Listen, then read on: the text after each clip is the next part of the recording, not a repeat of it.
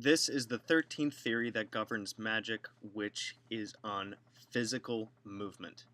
Necronomicon is coming. Physical movement in ritual is extremely important. You can't just perform magic just by sitting there. I mean, insanely wicked good adept people can raise energy just by sitting and meditating. That's mainly by being able to, with the power of the mind, akin to the last video, being able to call up those certain energies because they have a very well exercised mind, and they would do so through invoking, planetary energies, deities, elements, you know, assistance from other spirits and stuff. But so let's talk about physical movement here. Physical movement can help to raise energy. My book Magickology talks a lot about how physical movement can help to raise energy with things like dancing, even music, because you're moving, your whatnots around an instrument and stuff. So yeah, physical movement raises energy. There's gestures to invoke deities, like anybody that's gone through like classic, like Wiccan research and stuff knows, like, the horned god and the moon goddess, even certain things like like the the hand method that I'm developing. Like when I dug into the research on the hands, you have the five elements represented on your hands, and different gestures activate them. You have spirit, water, earth, fire, air, and they get activated by touching them together. Although spirit is a little iffy because you can't touch your thumb to your thumb, right?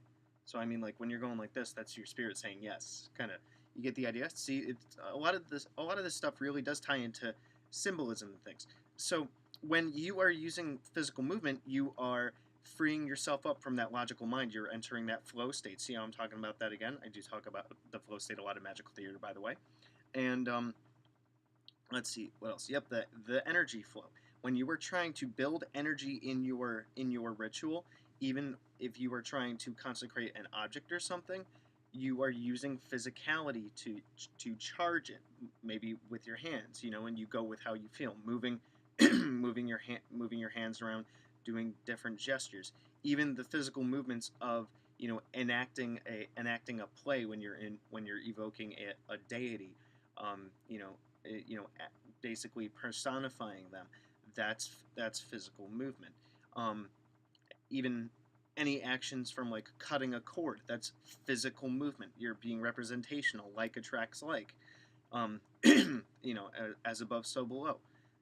Things like that. Symbolic actions and whatnot. So I was trying to think of how else to flesh this out, but the main point is when you're doing a ritual, you really have to get involved in it.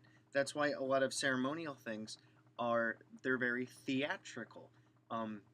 There's nobody just sits there to do a ritual. You might sit there to do a meditation, but there's always physical actions taken with like breaking bread, for example, extinguishing candles, walking around a circle to consecrate it, even directing and manipulating energies, just not just with your mind but with your hands, because your body is your tool.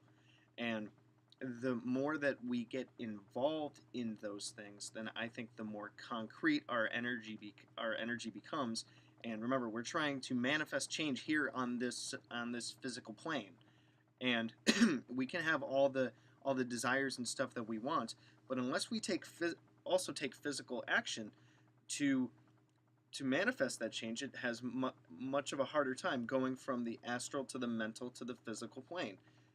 Because when we're in the astral plane and the mental plane with our ideas, we need to bring them down into the physical plane through our physical actions, whether they be actual actions or representational actions, to demonstrate to the universe, this is the energy that I'm calling in, this is what I'm doing with it, and this is what I want to happen, which also kind of goes along with intention and stuff.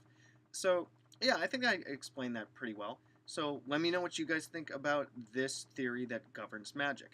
You can always check out any of my other playlists for general magic stuff, how to work with the Necronomicon, and check out my book Magical Theater to get more of an idea of how the mind interplays with magic, how psychology and magic overlap. And I think that both for newbies and for seasoned practitioners, it can really help open the eyes to the way that our mind is our most powerful tool in magic. So let me know what you guys think about this. Drop it in the comments. Questions, comments, complaints, concerns, issues. You can always send me an email at priesttothenecro@gmail.com. And good hunting.